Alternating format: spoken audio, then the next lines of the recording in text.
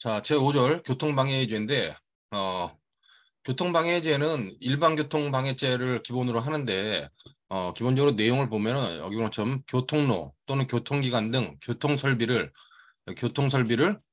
손괴, 불통하게 해요. 교통을 방해하는 경우에. 근데 교통을 방해한다는 말은 교통을 갖다가 불가능하게 하거나 현저하게 곤란하게 하는 것을 내용으로 하는 범죄다. 그렇기 때문에 공공위험범이고 공공의 교통안전, 그다음에 이제 교통방해 치상죄 같은 경우는 사람의 생명과 신체, 재산의 안전도 부차적 보호법으로 본다. 그 정도만 보면 될 것 같습니다. 자, 여기 구성요건 체계를 보면은 일반 교통방해죄를 기본 구성요건으로 하고, 그다음에 이제 기차, 선박 등에 대해서 교통을 방해한 경우에 가중처벌하고, 기차 등이나 선박 등을 전복시킨 경우, 그 경우에 또 가중처벌하고, 결과적 가중범으로 교통방해 치상죄를 두고 있다. 근데 이건 교통방해를 하는 경우 과실로 교통방해하는 경우도 우리가 처벌을 해요. 그렇기 때문에 과실교통방해죄가 있다라고 보면 될 것 같고 이 185, 186, 그다음에 187조 요 세 개에 대해서는 우리가 미수범과 기본적으로 미수범을 처벌하고 186과 187조에 대해서는 예비범으로 처벌한다. 뭐 그런 정도의 구성요건 체계가 있다고 보면 될 것 같습니다. 자, 일반 교통방해죄는 여기 보는 것처럼 육로, 수로 또는 교량을 손괴 또는 불통하게 하거나 기타 방법으로 교통을 방해한 경우. 그러니까 여기서 육로, 수로 또는 교량을 손괴하거나 불통하게 했다고 할지라도 바로 이 일반 교통방해죄가 성립하는 것이 아니라 손괴하거나 불통하게 해가지고 교통을 방해한 경우에만 성립하는 겁니다. 그래서 교통을 방해한다는 거는 아까도 잠깐 얘기했었지만은 기본적으로 교통을 불가능하게 하거나 현저히 곤란하게 하는 경우에만 성립한다. 그런 의미로 여러분들이 보면 될 것 같고 이 일반교통 방해죄 관련돼가지고 이 밑에 나온 판례가 중요한데 이 일반교통 방해죄는 자 헌법상의 기본권이 집회 및 시위에 관한 권리, 이 집회 및 시위에 관련된 권리와 충돌할 가능성이 굉장히 커요. 그렇기 때문에 그 부분을 어떻게 해결할 것이냐 하는 것이 가장 문제고 만약에 일반 교통방해죄를 갖다가 강화해서 처벌을 하면은 집회 및 시위에 관한 권리가 침해될 수 있고 집회 및 시위에 관한 집회 및 시위에 관한 권리를 강화해서 보장하면은 일반 교통방해죄로 처벌되는 부분은 적을 수밖에 없기 때문에 그와 관련돼 가지고 우리 대법원이 이 밑에 판례와 같은 것들을 통해 가지고 양자의 관계를 갖다가 설정하고 있습니다. 밑에 보면은 자 여기 보면 집회와 시위의 자유는 헌법상 보장된 국민의 기본권이다. 즉 집회와 시위의 자유는 기본적으로 기본권이라는 겁니다. 그러면 형법상의 일반교통 방해죄를 집회와 시위의 참석자에게 적용할 경우에는 집회와 시위의 자유를 부당하게 제한하는 결과가 발생할 우려가 있다는 겁니다. 즉 집회와 시위의 자유를 부당하게 제한하는 결과가 발생할 우려가 있다. 그러므로 이제 엄격하게 해석해야 된다는 겁니다. 그렇다고 집회 및 시위의 자유가 보장된다 그래가지고 일반 교통방해죄가 성립하지 않는다는 것은 아니에요. 그렇기 때문에 밑에 보는 것처럼 일반 교통방해죄에서 교통을 방해하는 방법을 위와 같이 포괄적으로 정하고 있는 데다가 도로에서 집회와 시위를 행하는 경우 일반 공중의 교통안전을 직접적으로 침해할 위험이 있는 점을 고려하면 자 집회나 시위로 교통방해 행위를 수반할 경우에 특별한 사정이 없는 한 일반 교통방해죄가 성립할 수 있다는 겁니다. 그러면은 집회나 시위를 하면서 교통을 방해한다고 무조건 성립하느냐? 그건 아니란 얘기입니다. 자, 근데 이제 요 두 번째, 요 내용이 굉장히 중요한데 여기 보는 것처럼 집시법에 따라 적법한 신고를 마친 집회, 즉 적법한 신고를 마친 집회라 할지라도 일반 교통 방해죄가 성립할 수 있다는 거예요. 물론 적법 신고를 마치지 않은 집회, 즉 미신고 집회도 일반 교통 방해죄가 성립할 수 있는데 무조건 일반 교통 방해죄가 성립하는 것은 아니라는 겁니다. 자, 이렇게 여기 보는 것처럼 적법한 신고를 마친 집회라 할지라도 신고한 범위를 현저히 벗어나거나 집시법 12조에 따른 조건을 중대하게 위반하여 도로교통을 방해함으로써 통행을 불가능하게 하거나 즉 통행을 불가능하게 하거나 현저하게 곤란하게 하는 경우 이럴 때는 형법 185조에 일반교통방해죄가 성립한다. 근데 이제 중요한 건 뭐냐? 그럼 무조건 성립하는 게 아니라 이때에도 참가자 모두에게 당연히 일반교통방해죄가 성립하는 것은 아니다. 그러니까 우리가 집회 및 시위를 하는데 집회 및 시위에 참가한 사람들이 그 집회 시위대가 일반교통을 방해했다고 해가지고 그 집회에 참여한 모든 개개인들이 일반교통 방해죄가 성립하냐? 그것은 아니라는 얘기입니다. 그렇기 때문에 그럼 어느 경우에 성립하느냐? 그 대법원 판례는 엄격하게 제한해서 가는데 실제로 참가자가 위와 같이 신고 범위를 현저하게 벗어나거나 조건을 중대하게 위반하는데 가담하여 자 개별적인 행위자들이 교통방해 행위에 가담해가지고 교통방해를 유발하는 직접적인 행위를 하였거나 참가자의 참가 경위나 관여 정도 등에 비춰 참가자에게 공모 공동정범의 죄책을 물을 수 있는 경우, 그럴 때만 일반 교통방해죄가 성립하지, 시위대가 교통을 방해했다라 도 시위에 참여한 모든 사람들이 일반 교통방해죄가 성립하는 것은 아니다. 그렇기 때문에 요 두 번째 판결 요지에 관련된 내용들을 여러분들이 잘 받으면 될 것 같고, 그렇기 때문에 밑에 다음 보는 것처럼 일반 교통방해죄는 추상적 위헌범으로서 교통이 불가능하거나 현저히 곤란한 상태가 발생하면 바로 기소가 된다. 현실적으로 뭐 위험이 발생하는 건 아니다. 또한 일반 교통방해죄에서 교통방해 행위는 계속범의 성질을 가지는 것이다. 그렇기 때문에 교통방해 위법 상태를 지속시켰다고 평가할 수 있다면 일반 교통방해죄가 성립한다. 자, 요 판례가 표준 판례는 아니지만은 일반 교통방해죄와 집회 및 시위에 관한 권리를 갖다가 어떻게 해석할 것인지에 관련돼 가지고 대법원이 설치한 법리를 갖다가 충분히 나타내고 있으니까 요 판례의 내용들은 여러분들이 개별적으로 좀 잘 파악해둬야 됩니다. 자, 구성 요건을 보면 객체는 육로, 수로, 교량이에요. 육로란 게 뭐다, 수로란 게 뭐다, 뭐 교량이란 게 뭐다 의미로 여러분들이 충분히 알 수 있을 겁니다. 자, 그럼 여기서 이제 육로에 관련돼 가지고 육로라고 하는 것은 뭐 일반 공종의 왕래에 제공된 장소이다.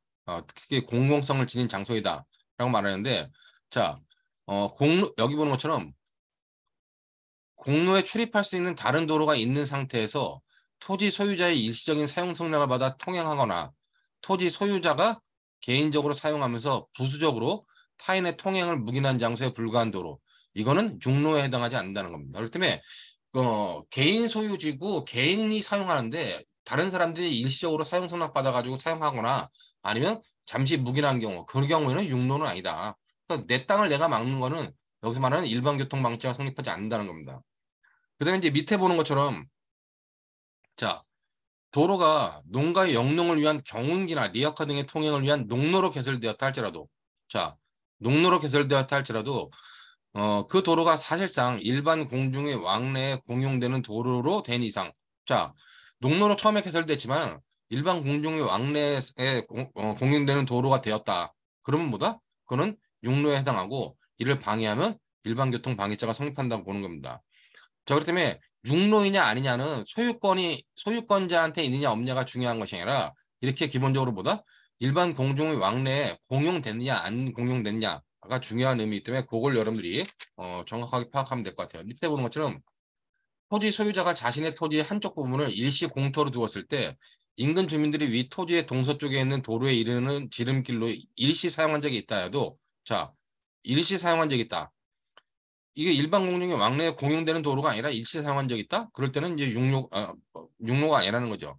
그런 의미로 여러분들이 파악하면 될 것 같고, 여기 보는 것처럼 일반 교통방해죄에서 육로 인정에는 그 부지의 소유 관계나 통행인의 다과 등은 불문하고 학교 법인의 소유 토지를 무단 출입하여 불법 통행하였다든가 소수인의 통행에 불과했다는 사실만으로는 육로의 인정을 좌우할 수 없다. 그렇기 때문에 누구한테 소유권이 있느냐라 일반 공중에 사용되고 있느냐가 가장 중요한 의미다 보면 될 것 같고, 여기 보는 것처럼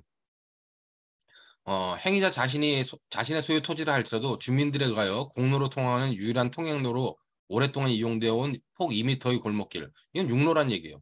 그러니까 행위자 소유 땅이라도 이미 공중한테 제공돼가 사용되고 있다? 그럼 육로라고 하는 겁니다. 그다음에 신도로가 개설된 이후에도 여전히 일반 공중의 왕래에 공용되고 있는 구도로 다 육로에 해당한다는 겁니다. 근데 인근 주민들이 도로에 이르는 지름길로 사용한 일시 공터로 둔 토지, 이거는 육로가 아니라는 얘기죠. 그렇기 때문에 육로이냐 아니냐를 파악하는 기준으로 이 정도의 내용들을 여러분들이 파악하면 될 것 같고, 자, 육로, 수로, 교량을 갖다가 이제 어떻게 하느냐. 여기 보는 것처럼 손괴하거나 불통하게 하거나 기타 방법으로 어떻게 해요? 교통을 방해해야 돼요.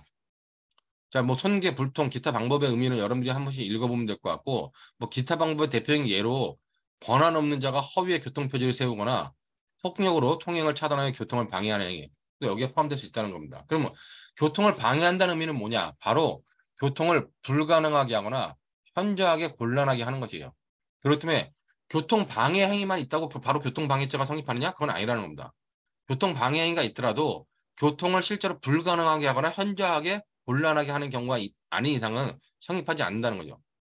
그렇기 때문에 여기 보는 것처럼 자, 공항 여객터미널 버스 정류장 앞 도로 중 공항 리무진 버스 외의 다른 차의 주차가 금지된 구역에 벤 차량을 40분간 불법 주차하고 호객 행위를 한 것이 다른 차량의 통행을 불가능하게 하거나 현재에 곤란하게 한 것으로 볼 수 없다.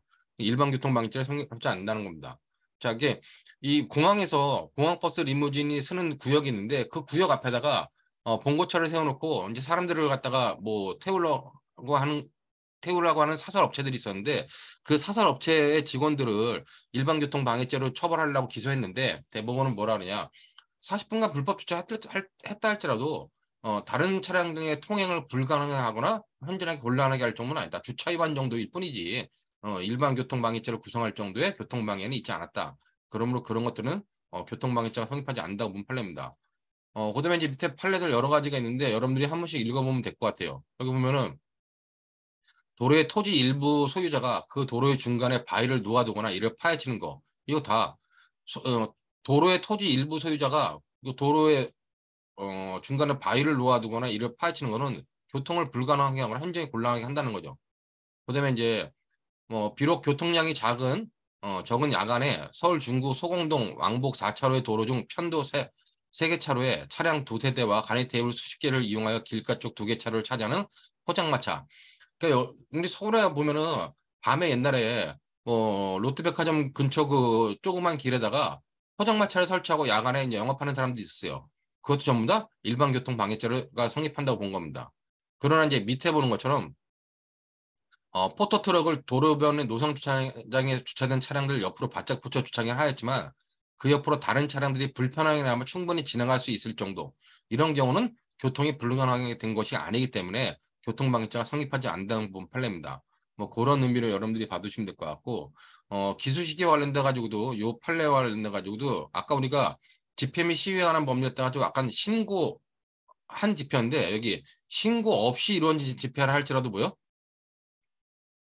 신고 없이 이루어진 집회라 할지라도 교통방해죄가 성립한다는 겁니다. 근데 이제 중요한 건 참가자 모두에게 당연히 교통방해죄가 성립하는 건 아니다. 그렇기 때문에 아까 봤던 것처럼 교통방해 행위를 직접적으로 유발하는 교통방해 행위를 유발하는 직접적인 행위를 하거나 공모 공동정범에 죄책을 물을 수 있는 경우 그럴 때만 교통방해죄가 성립한다. 그러면 당연히 이제 교통방해죄 관련된 추상적 위헌범이고 뭐 계속범이다. 그런 의미로 여러분들이 봐두시면 될 것 같습니다.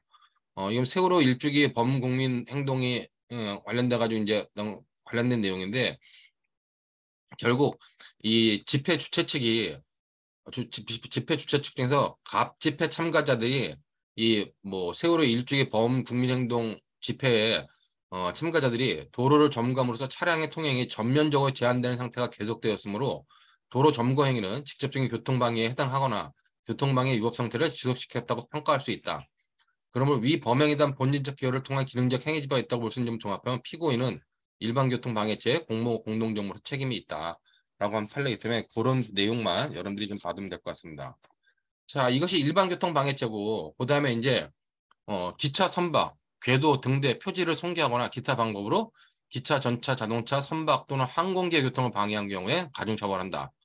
그다음에 이제 기차 등 전복죄 그래가지고 사람이 현존하는 기차, 전차, 자동차, 선박, 항공기를 전복, 매목, 추락, 파기한 자는 3년 이상의 징역에 처한다는 겁니다. 자, 그럼 여기 보면은 기차 전복죄에 보면은 이런 것들을 전복하거나 매몰하거나 추락시키거나 파기한 자인데 그럼 여기서 말하는 파기의 의미는 뭐냐? 여기 보면 형법 187조에서 말하는 파괴란 다른 구성 요건 행위인 전복, 매몰, 추락 등과 같은 수준으로 인정할 수 있을 만큼 교통기관으로서의 기능, 용법의 전부나 일부를 불가능해 할 정도의 파손을 의미한다. 그렇기 때문에 단순한 손괴는 여기에 포함되지 않는다는 겁니다. 그렇기 때문에 이 파괴는 이렇게 전복, 매몰, 추락과 같은 전체 기능을 사용하지 못하게 할 정도의 파손을 의미하는 것이지 단순한 손괴 정도엔 여기에 해당하지 않는다. 그런 의미로 여러분들이 이해해 두시면 될 것 같습니다. 자, 그다음에 교통방해죄에 대해서 예비업무죄 처벌하고 교통방해 치사상죄도 역시 처벌을 한다. 그렇기 때문에 여기 보는 것처럼 교통방해를 통해서 사람을 다치게 하거나 죽게 하는 경우에 처벌을 한다. 그렇기 때문에 이 사안 같은 경우는 여기 보는 것처럼 자, 어, 피고인이 고속도로 2차로를 따라 자동차를 운전하다가 1차로로 진행하던 갑의 차량 앞에 급하게 끼어든 후 곧바로 정차하여 갑의 차량 및 이를 뒤따르던 차량 2대에 연이어 급제동하여 정차했으나 그 뒤를 따르던 의뢰 차량이 앞에 차량들을 연쇄적으로 추돌케 하여 의를 사망에 이르게 하고 나머지 차량 운전자도 피해될 상해를 입힌 사항이다. 이건 당연히 일반교통 방해 치사상죄를 인정한다. 그러니까 기본적으로 고속도로에서 1차로 그러니까 고속도로 1차로 달리고 있는데 2차로 달리는 차가 갑자기 1차로 앞으로 확 끼어서 섰어요. 그럼 뒤차들 다 쓸 거 아니야 이렇게. 섰는데 뒷차들은 바로 섰는데 세 번째 차가 못 쓰고 추돌을 해가지고 사람이 죽고 다쳤다. 그럼 맨 앞에 급제동한 사람 얘는 과실로 뭐 아니, 과실이 아니라 일반 교통 방해를 통해 가지고 교통 방해를 통해 가지고 사람을 죽게 한 경우에 해당한다라고 판단한 거죠. 그런 의미로서 판례가 있다는 걸 보면 될 것 같고 이제 이런 교통 방해 치사상죄와 교통 방해죄와 일반 교통 방해죄에 대비해서 이렇게 과실이나 업무상 과실이나 중대한 과실로 교통을 방해한 경우도 처벌을 한다. 그렇기 때문에 여기 보는 것처럼 예인선 전기 용선자의 현장 소장 갑이 어떻게 했냐.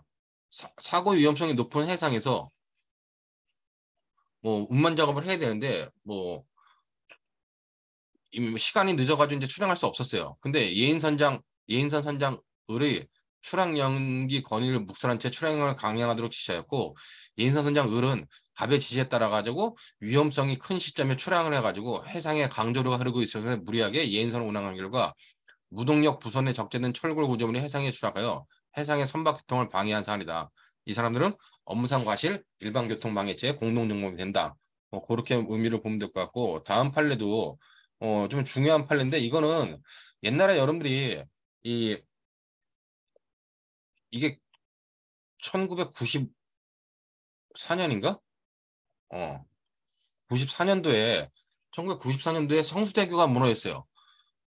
성수대교가 무너졌고 1995년도에 삼풍백화점이 무너졌는데 이 성수대교 붕괴 사건과 관련된 판례입니다. 근데 이제 사건은 94년도 뭐 9월인가 일어났는데 대법원 판결이 이제 2년 후인 97년도에 나왔는데 여기 보면은 자 업무상 과실 일반교통 방해죄 한 태형으로 규정한 손괴라고 하면 손괴람은 물리적으로 파괴 효용을 상실하는 것을 말하고 이 사건 성수대교 건설 당시 자 부실 제작 및 부실 시공 등에 의하여 트러스가 붕괴되는 것도 위 손괴 개념에 포함된다.